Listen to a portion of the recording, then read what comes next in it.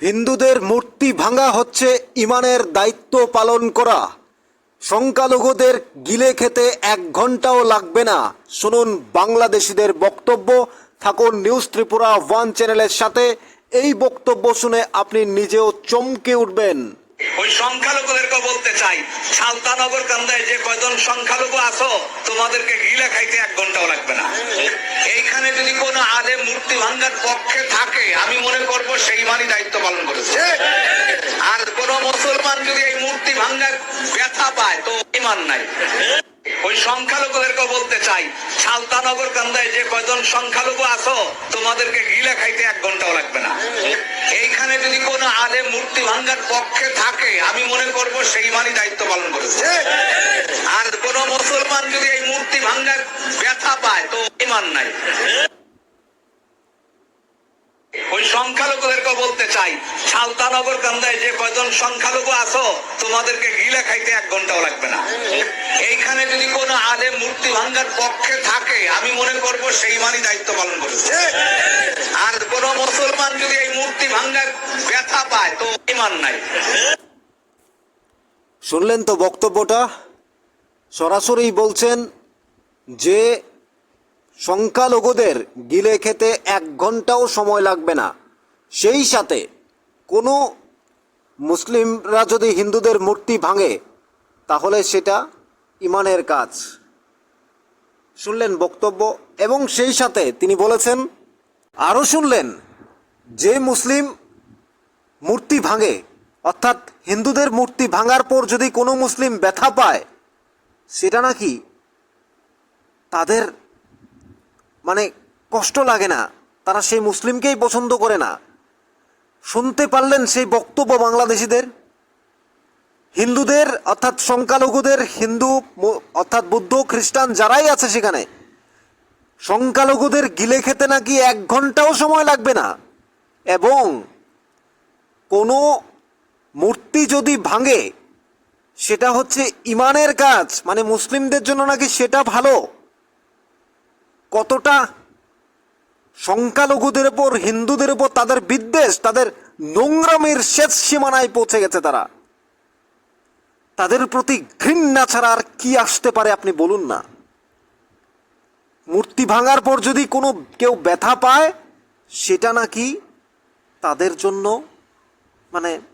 সে মুসলিমকে তারা পছন্দ করে না। এই কেমন তাদের সংস্কার, কেমন তাদের নীতি, কেমন তাদের রীতি। আরে হিন্দু, মুসলিম, বুদ্ধ, খ্রিস্টান আমরা সবাই বলে থাকি, আমরা বলি যে আল্লাহ সেই ভগবান, সেই ঈশ্বর, সেই জিসাস ক্রাইস্ট। তারা বলছে হিন্দুদের গিলে খেতে 1 ঘন্টাও সময় লাগবে না। হিন্দুদের মূর্তি ভাঙা নাকি ইমানদারের কাজ। আমরা আরেকবার শুনি তারা কি বলছেন। একবার শুনুন, তারপর এ নিয়ে আরো কিছু বক্তব্য রাখবো যা আমার মুখে আসছে না। শুনুন। ওই সংখ্যালঘুদেরকে বলতে চাই, সালতানগর কান্দায় যে কয়জন সংখ্যালঘু আছো, তোমাদেরকে গিলা খাইতে 1 ঘন্টাও লাগবে না।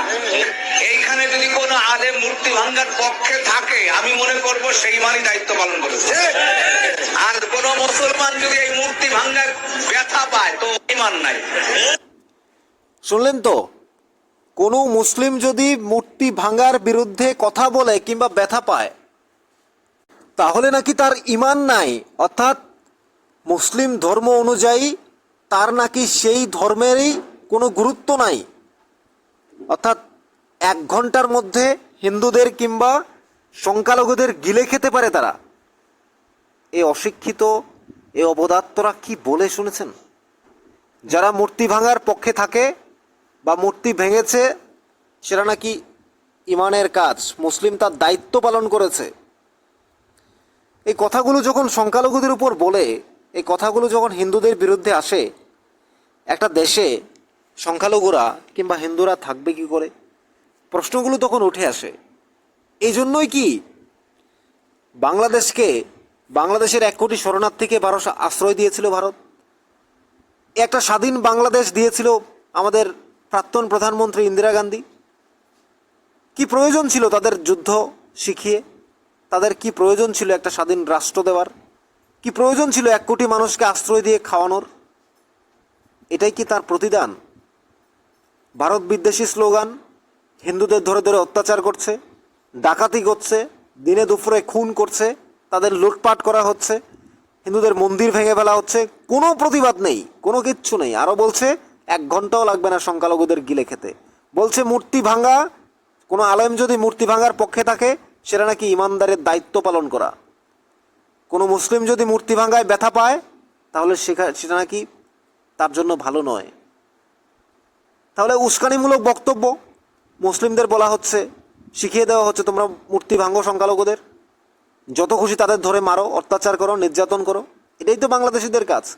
এরপরেও কি আপনারা বলবেন বাংলাদেশিদের সাহায্য করা উচিত? এরপরেও কি বলবেন বাংলাদেশিদের আশ্রয় দেওয়া উচিত? এরপরেও কি আপনারা বলবেন বাংলাদেশিদের খাদ্যবস্ত্র পাঠানো উচিত? এরপরেও কি আপনারা বলতে চাইবেন বাংলাদেশিদের ভারতে চিকিৎসা দেওয়া উচিত? এরপরেও কি বলবেন বাংলাদেশিরা ভারতে আসুক? এরপরেও বাংলাদেশিরা শাস্তি না পাক? এরপরেও ভারতে এসে বিনা চিকিৎসায় তারা চিকিৎসা করুক, আনন্দে থাকুক, তারা স্টোরিজে আসুক, এনজয় করুক, তাদেরকে খাদ্য বস্ত্র বাসস্থান দিয়ে পরিপূর্ণতা দাও? এরপরেও কি আপনারা কথাগুলো বলবেন? শুনেছেন বক্তব্যটা? আপনার মতামত অবশ্যই কমেন্টস বক্সে জানতে চাই।